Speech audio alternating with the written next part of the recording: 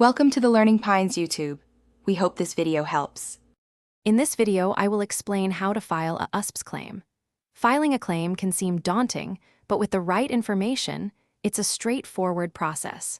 We'll cover everything from understanding eligibility to submitting your claim and what happens next. This guide will help you navigate the steps efficiently, ensuring you have all the details needed to proceed with confidence. Let's get started on securing your claim.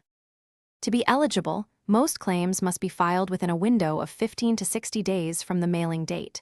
You'll need to provide proof of value, such as a sales receipt or invoice, showing the item's worth.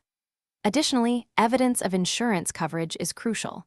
If your item was damaged, clear photographs of the damage and packaging are required.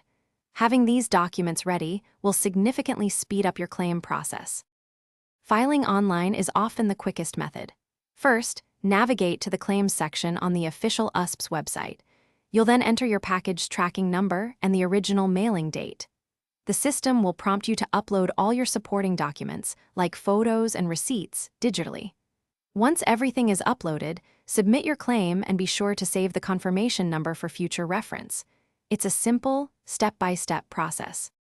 After submitting your claim, the USPS typically processes it within 5 to 10 business days.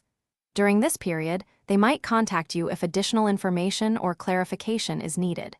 You can easily check the status of your claim online using the confirmation number you received.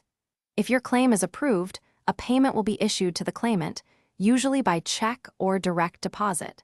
Patience is key during this final stage. Thanks for watching. Consider subscribing if we helped you.